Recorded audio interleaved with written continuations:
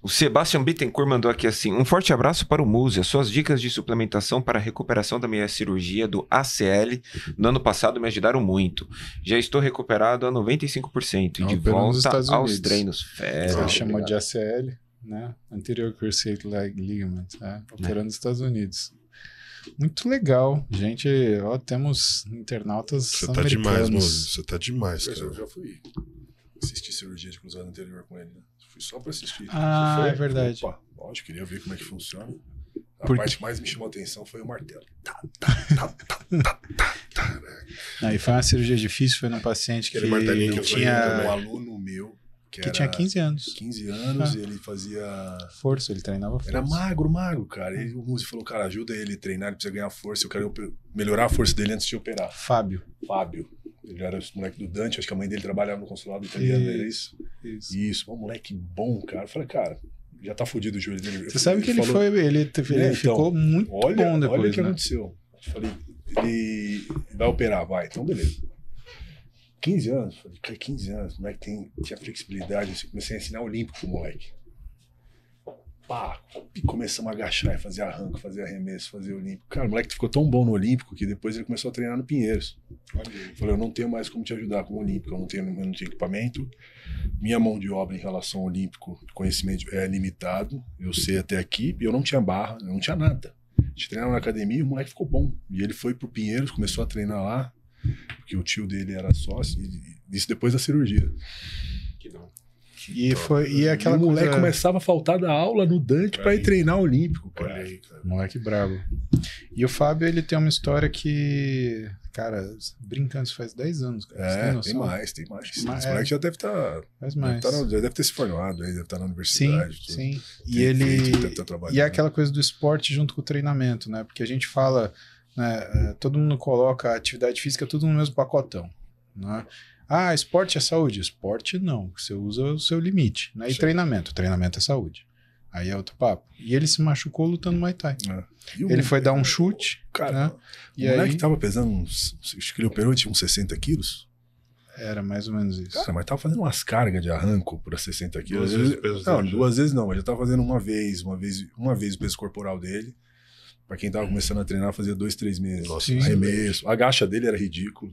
O moleque sentava no chão, encostava o glúteo. Flexibilidade.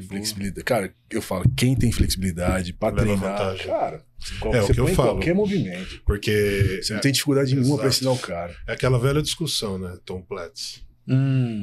Tom Platz até hoje tem pernas formidáveis, treinou demais, usou cargas adequadas, mas fez muitos movimentos.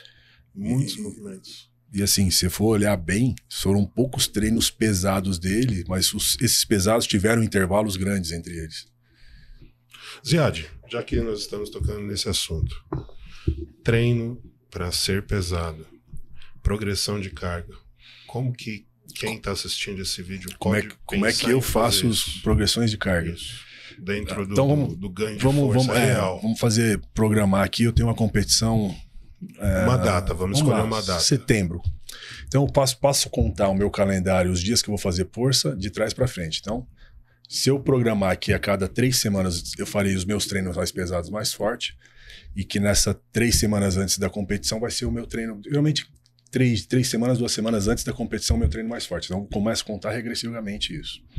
Então a cada 2, 3 semanas você tem uma paulada. Tem uma paulada, ou 90%, ou 100%, mas os outros treinos, depois disso, esses treinos eles servem como um teste. Eu avalio a carga, aumentou o peso, melhorou, avalio dificuldade e vejo o movimento, que é na carga máxima que você vê falha de movimento, né? A hora que você tá fazendo 10, 15 repetições, você não vê falha. A hora que o cara tá agachando sozinho, que ele agacha e começa a fazer força... Até porque a premissa é você saber o movimento. Exatamente. Perfeito. Então você vai ajudar o cara ali, você já viu como é que ela no Dória. Fica um cara da barra, um atrás. Durante essa execução nesse teste, você já analisa, falta mais força nisso, falta mais velocidade nesse ponto, precisa aprender a descer nisso. Então, são fatos que você já, com um teste, você já analisa e já começa a trabalhar em cima disso. Então, a periodização é montada para essas semanas da competição, ponto. Em cima desses testes, você vai avaliando as falhas, vendo os defeitos e colocando exercício para arrumar aquilo. E a cada 2, 3 semanas, você vai se testando e vai aumentando essas cargas até chegar à competição. Tá? Fase de volume, fase de hipertrofia, geralmente você vai fazer muito longe, diferente do bodybuilder, né? Você vai fazer ela longe das competições, onde a carga, onde você vai fazer com um intervalo mais curto, menos carga, né? Mais repetições. Mais repetições. Repetições girando em torno de 12, 15. Não, pode fazer até menos, 8, de 8, 12. E aí você trabalha de tudo de forma geral. Então você pode colocar extensora, pode colocar leg press, conforme vai chegando perto da competição, que as coisas começam a ficar mais específicas, que você precisa de juntar velocidade, potência, força em uma coisa só, você vai tirando os exercícios, dando prioridade para o específico, no caso o agachamento. Em cima disso, você começa a analisar esses movimentos do agacho. Olha, por exemplo, coisas básicas que eles não prestam atenção. Sacar rápido a barra e se posicionar. Você está com 300 kg, 350 kg, se você ficar demorando muito para tirar a barra e se posicionar, essa tirada de barra e esse mau posicionamento, você já gastou todo o seu TPCP ali. Né? Você já está fazendo força ali. Então, aprender a se posicionar rápido. Criar um padrão de velocidade, por exemplo, de movimento. Eu sempre falo, cara, a mesma velocidade que você põe a hora que você está aquecendo com a barra para descer, é a mesma que você tem que pôr quando tiver com 300 kg 100%. Por que acontece na maioria das vezes? Quando você começa a colocar carga. Você sabe disso, você vai colocando peso, você vai perdendo, vai ficando cada vez mais com medo, vai descendo cada vez mais devagar. Nessa descida, às vezes, você já gastou tudo que você tem de energia e falta para aprender a subir. Você gastou até É o que acontece com a maioria dos bodybuilders, você sabe disso. Sim. Então, tirar essas falhas, criar esse padrão, mas geralmente aumentando, fazendo os testes a cada 2, 3 semanas próximo da competição. Aí o volume e a quantidade vai depender de cada atleta. Realmente os caras mais pesados demoram um pouco mais para recuperar, então você tem que dar intervalos maiores, os mais leves recuperam mais rápido. Sim. Mas basicamente isso. A periodicidade, então, de treinamento, por exemplo, do agachamento, então seria a cada 15 dias e entre isso eles nos três. Nos 3, você pode ser por exemplo, nesse mesmo dia eu posso tirar a carga máxima dos 3. Supino, do agachamento, supino e terra. Mas sempre nessa ordem. Sempre. Não, ou depende. Se chegar perto da competição, tem muito técnico que você vai chegar 2 meses antes, você vai começar a fazer os 3 pesados no mesmo dia, tirar a carga dos 3, até porque você vai fazer isso na competição. Mais longe, você pode tirar deles separados na semana, por exemplo. Posso fazer um agachamento forte na quarta, na segunda, fazer um supino na terça mais pesado e na quinta eu faço um agacha. E depois eu vou juntando eles. Tem vários métodos e tem várias formas de você fazer isso. Ok, levando em consideração. O que você não pode errar nunca é volume da primeira semana que você começou. As semanas sequentes, elas sempre vai ser maiores que da primeira. Você sempre faz um volume nunca vai ser, exatamente. Até a terceira semana, onde você testa a força novamente. Exatamente. Aí depois ali você vai continuar subindo ou descendo, depende do que você vai querer, ou mexer na intensidade ou no volume. Depende da onde você está e o quanto falta para a competição. Tá. Mas você nunca vai fazer 4 de 10 o ano inteiro. Entendeu? Você pode fazer séries de 10, posso fazer primeira semana 3 de 10, segunda 4, terceira 5, 6, 8, 10, até chegar a 10 séries de 10 num total de 8 semanas. Então sempre tem uma progressão. Ou em um número de série ou carga. Número de carga ou de série, depende da fase que você tiver. Geralmente você sempre vai trabalhar mais volume, né? Sempre você vai trabalhar mais volume. Ou seja, sempre próximo da competição. O volume vai diminuindo e vai estar baixo. Vai estar exatamente. Aí tem as contas que você faz.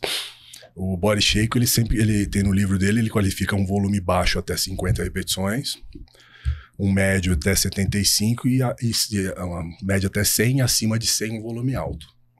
Você gosta de trabalhar em que fase? Como assim? Você não, isso é para você calcular. Mas você quando você programa as cargas, você vai vendo que o volume vai ficando baixo. Chegou a ter treino de intensidade alta. Intensidade alta não, porque quando você faz o cálculo, ele nunca dá tipo 100% de intensidade, né? Você nunca vai ter 100% porque você leva em consideração as séries de aquecimento, mais os de 100%, você nunca entra no 100%. Então, uma intensidade alta seria, por exemplo, 70% relativa à alta com 30 repetições, por exemplo. 80, 30, 80, 20. Mas esse número sempre vai dar baixo quando você estiver com cargas muito altas. Então, você conta o aquecimento? Eu conto que você tem gasto, né?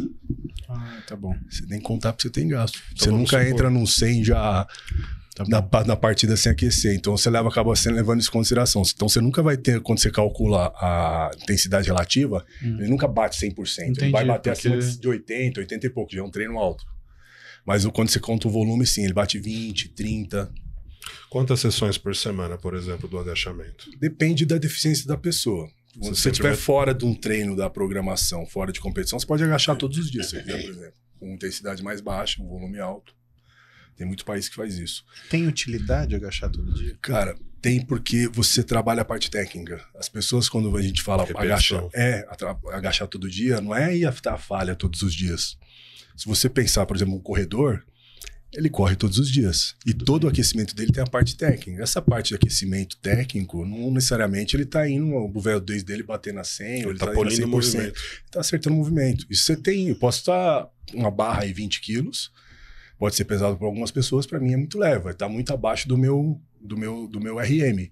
Mas é uma carga suficiente para trabalhar a técnica. E não necessariamente é um regenerativo. Não necessariamente é um regenerativo, é um treino técnico, né? Um treino técnico. Seria um ordinário, um regular? Seria mais um regular, né? Um regular. É. Mas assim, é aquilo que eu falo, cara, o corredor corre todos os dias, não corre? O cara que agacha, que precisa melhorar, ele vai agachar todos os dias, né? Você só precisa acertar essas cargas. Ou seja, priorizar o que você tem mais dificuldade. Exato, por exemplo, eu sempre falo para os caras, o agachamento é fraco, três vezes agachamento, uma vez supino, uma vez... Vários bodybuilders falam para mim, meu agachamento é ruim, preciso melhorar. A primeira coisa que você faz, cara, que você chegar na academia, põe a barra. Vai fazer peito, vai fazer perna, ombro, aquece, 10 minutos com a barra, aprende o movimento, 10 minutinhos. Não vai te prejudicar em nada. Aprende o movimento, isso começa a ficar mais automático, aprende a sair, andar com a barra, não perder tempo e tirar, essas coisas que... Entendeu? Que não é valorizado, que não prestam atenção nisso. Terra, a mesma coisa. Aquece. O fato de ser, vou fazer peito, mas posso fazer um supino? Aquece um supino pra você aprender o supino, aprender o time de empurrar, qual a parte do peito você tem que descer mais essa barra, fazer o leg drive, esses detalhes. E aí, se quer aprender só fazendo carga, você não aprende, né? Você vai aprender, na verdade, quando você baixa as cargas. É muito louco, você vai aprender com cargas baixas. As cargas altas vão apontar os erros. Né? Os testes de carga máxima vão melhorar, dizer o quanto de força você melhorou, e ao mesmo tempo vão apontar falhas no movimento. Nossa, sensacional. Você tá entendendo? Vão apontar falhas no movimento. E aí é onde você faz as correções. Carga baixa aprendizado, carga alta baixa aprendizado, volume. É o diagnóstico. Exato. Carga alta é o diagnóstico. Vai subir torto? Valeu na competição? Valeu. Perfeito. Dá pra arrumar isso? Dá pra arrumar isso, isso. Olha, precisa arrumar esse terra nessa saída.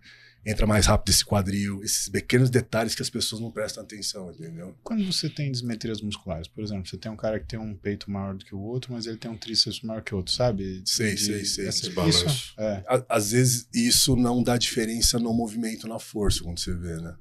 Às vezes pode não ter diferença. Mas aí você tem que trabalhar separado. Sabe como é que faziam no atletismo? Salto triplo. Cara... No meu caso, eu fazia dois saltos direito e uma esquerda. Minha esquerda sempre era mais fraca. Então a gente tinha uma carga de saltos a mais para a perna esquerda separada nos treinos para reparar essa diferença. Até porque se você tiver muita diferença de força de uma perna para outra, você vai ter diferença também na passada, na corrida. Entendi. Entendeu? E isso vai atrapalhar no salto. Então a perna dominante no salto, sempre você vai trabalhar mais. No triplo, por exemplo. Então você treinava saltar com as duas pernas? Não no salto, mas eu fazia saltos separados para a perna mais fraca, no caso a esquerda. Entendi. Você entendeu? Por isso que eu falo, tem um agachamento no lateral que eu passo aí direto, que a pessoa, nossa, que a menina caiu, que a Dani caiu lá, não sei se você viu. Na cara do box. Cara, aquele é perfeito, porque é um agachamento no lateral, com peso corporal, o máximo de amplitude, né?